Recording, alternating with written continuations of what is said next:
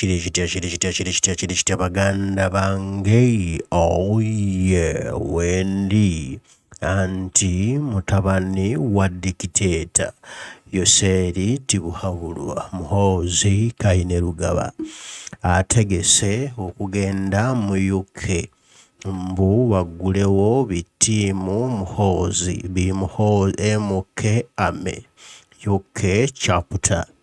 Bino byakubeerawo mu mwezi guno ng'ennaku z'omwezi 30 omwaka guno gwe tulimu ogwa 2023 kati kigenda kumukaayira kuba nabugi akaayuuse katunkuma awoomeredde buli kimu kibijjigadde Bannayuganda, Bannanuupu, Banna People Power, Bannankyukakyuka okuva mu ggwanga lya Bungereza giyite UK bategese okwekalakaasa ssinziggu olutegedde nti mutabani wa Museveni Katamiira Jobyo Muhoozi Kainerugaba agenda kugende Bungereza mbwatongoze MK Ame UK chapter ne bagamba togunywa oguwanda temuyinza kutubonyaabonyeza Uganda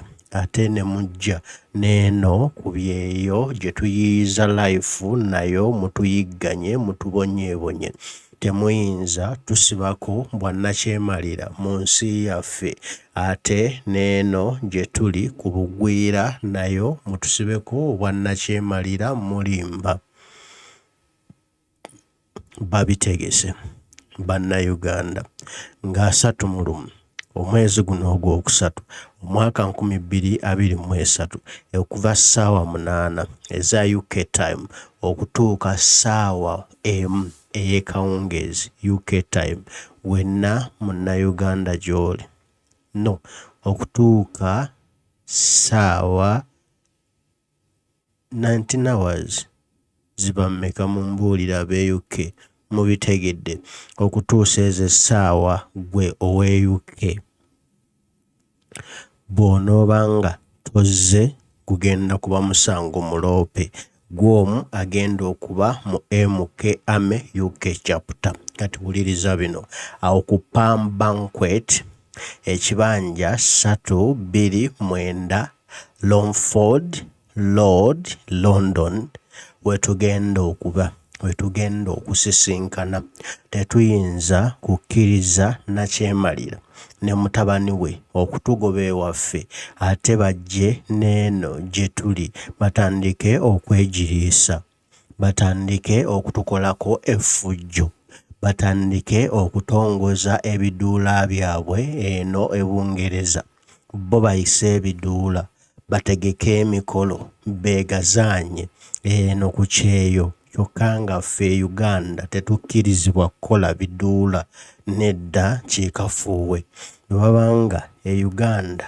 tebatukkiriza kukola biduula nabo eno ku byeyo tebajja kukola biduula beerimba kye batuyisaamu e Uganda naffe eno ku kyeyo kye tugenda okubayisaamu kye batukola naffe kye tugenda okubakola katuwulire ebbaluwa mu butongole era mu lulimi olufuutaafuutiike nga ndugayizagayizaamu ndumenyeemenye osobole okulutegeera buli munnayuganda wenna ng'oli UK ng'oli munna People Power Nuupu National Unity Platform UK okoowoolebwa zuukuka sisimuka yimuka tutambule tulumbe tukitegeddeko nti mutabani wa Yoseri Tibuhabulwa Muhoozi Kainerugaba ajja mu UK ffe tugamba takkirizibwa kujja mu UK era tayaniriziddwa tazunzizaayo empale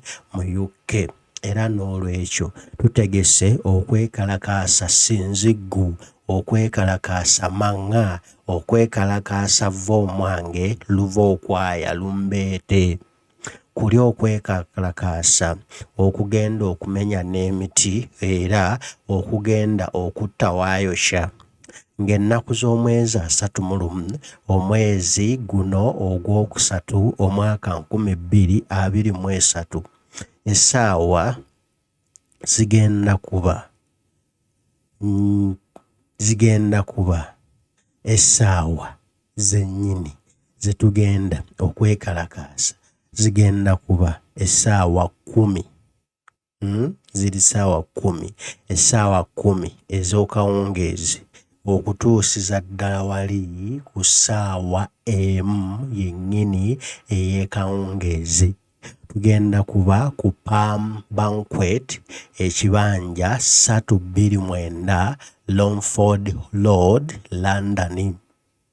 Gwe wenna oyitibwa yanguwa yambala ojje tulwanise nakyemalira okujja okwegiriisisa mu luggya lwaffe olw'emmanju wano we tudigidira, we twanika emmwanyi, we twokera kasooli, we tunywera kaataba UK.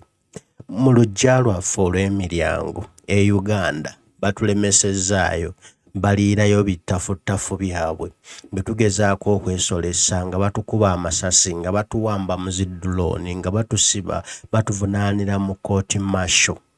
Ne tusalawo tudduke emiryango tugibalekere ennyumba yaabwe ey'emiryango babeere emiryango waabwe. Ne tujja eno emmanju mu zinkuunye binfutuggu e UK. Ne tubeera eyo ne twekweka ne tuwunyirirwa zitooyi z'e UK. Nga twekwese bali abali emiryango abali mu kulya ebittafutafu byabwe. Kati ate gye batugobye ne tuddukayo ne tujja eno emmanju mu nkuzi, ate naye emmanju batulumbyeyo kikafuuwe alamayini. Tekigenda kukkirizibwa, ekyo kitta era kyokya n'okwokya omuliro.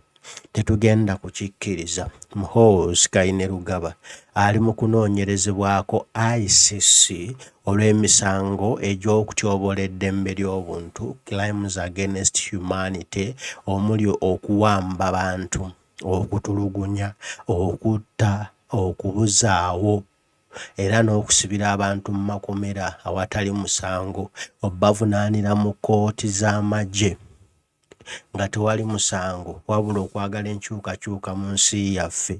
Tekigenda kusoboka. Abo beerimba tebayinza kujja kunyumirwa ddembe eriri eno mu UK, ate nga ffe Uganda tebatukkiriza kunyumirwa ddembe lyaffe ery'obwebange mu nsi yaffe ey'abajjajjaffe.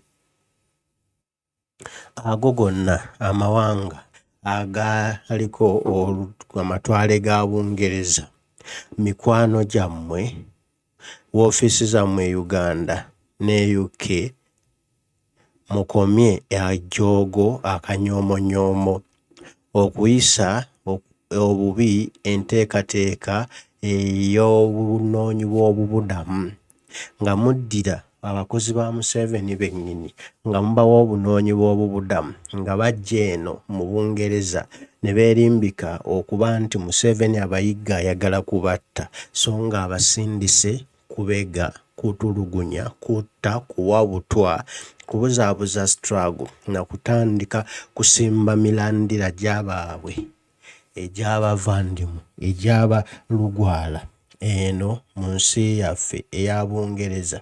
Tekigenda kusoboka, tekigenda kukkirizika. Era kati olutalo tululangiridde nga 31 Ogwokusatu omwaka 2023 mutabani wa Museveni, Muhoozi Kainerugaba, agenda kifuuwa ng'akizza munda kubanga kigenda kumwokya. Agenda kukwata ku paasa eyasha eri emyuse ng'eryanda. Agenda kukimanya wale takirabangako ku luno, agenda kisiniizinga, kifiiringa. Abadde alowooza mbwe Uganda baba alina SFC, mbune SFC Bungereza ekola, ssebo tekola. Era wano woogenda tufiiringa muliro, fire ku fire. Kati gwe tegeeza munno agambe munne nga 31 omwezi guno Ogwokusatu omwaka 2023 essaawa 8 London time okutuuka essaawa 1 London time, awo ku Palm Banquet ekibanja 329 Longford Road, London. Ffenna tuggweera awo bannayuganda awo zidde okunywa. Ku luno agenda kufa kiziiro n'ettamiiro.